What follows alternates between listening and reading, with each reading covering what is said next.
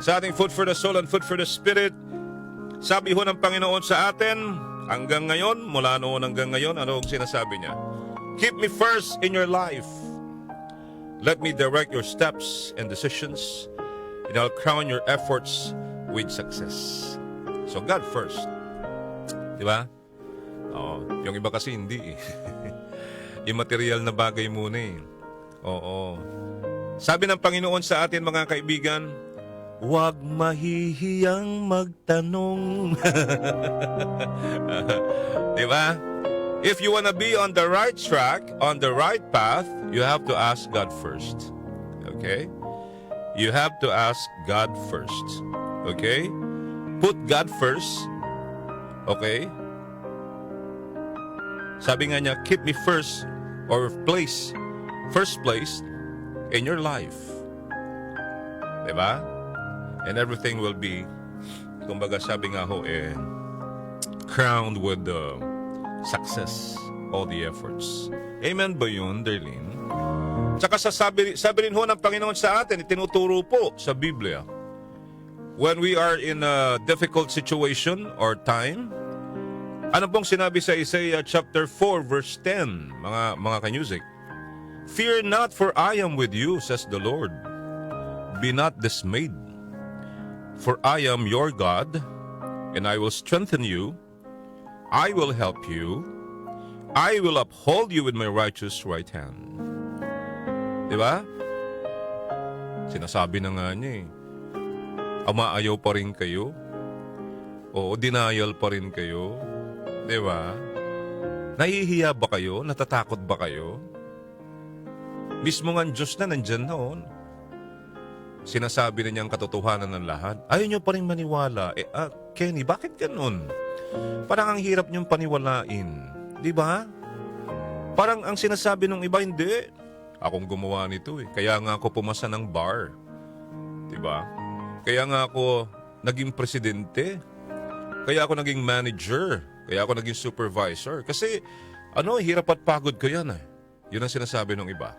Di ba? Oo. Hirap at pagod ang ginawa namin dyan ng misis ko. Kaya ang business namin ay lumago. Ganon? May ganon?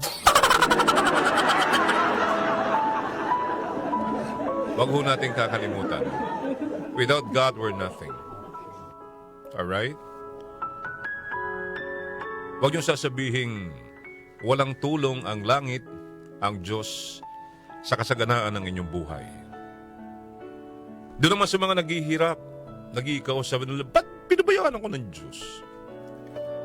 Di ba? Lagi nyo nang reklamo, pinabayaan ako ng Diyos. Bakit si Kenny? Bakit si Darlene? Binigyan ng Diyos ng magandang, ng gwapong asawa. Bakit ako, sabi ni Kenny? Wala. Naghihintay pa rin. Dahil sabi ng Diyos, Kenny, pinapanganak pa. Ipapanganak pa lang ang para sa iyo. Hindi lang dumarating. Alright? So tandaan po natin, God is our refuge and strength, a very present help in trouble. Yes, hindi lang in trouble. Kahit po sa success sa buhay, kasama po natin ang Panginoon. Because He gives strength to the weary and increases the power of the weak. Alright? At tandaan po natin, those who hope with the Lord will renew their strength. Ulit-ulit po natin sinasabi ito. They will soar on wings like eagles. They will run and not grow weary, and they will walk and not be faint. Okay? Kung maniniwala lamang po tayo. Tandaan po natin, sinasabi rin ho sa James, mga kaibigan, anyone who chooses to be a friend of the world becomes an enemy of God. Kaya wag natin piliin, mga mahal kong tagapakinig, mahal nating mga ka-music, ang makamunduang bagay. Diba?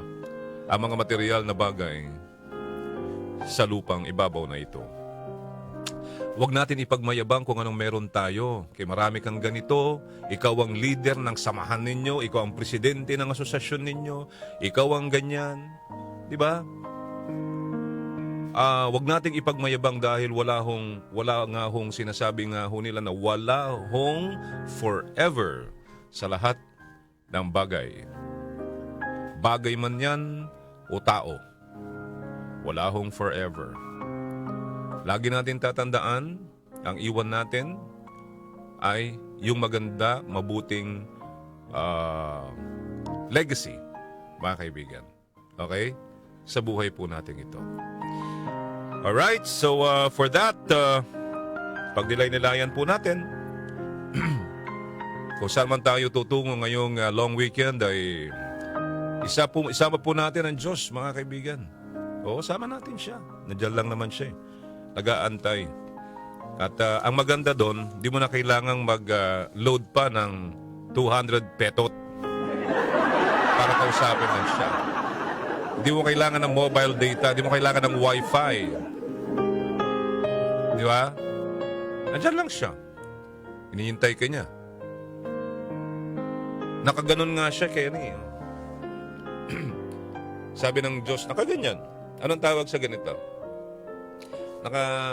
Nakaganon yung kamay ni Papa God. At sinasabi niya sa iyo, I'm waiting. Waiting for you, can't you see? Diba? Anyway, thank God for a beautiful day today. Pasalamatan po natin ang Panginoon. It's almost weekend actually. Pero weekend na rin because holiday nga po today. Palakpakan po natin ang Panginoong Diyos sa biyaya ng buhay na binigay sa atin. Ang ating pong lakas ng pangangatawan.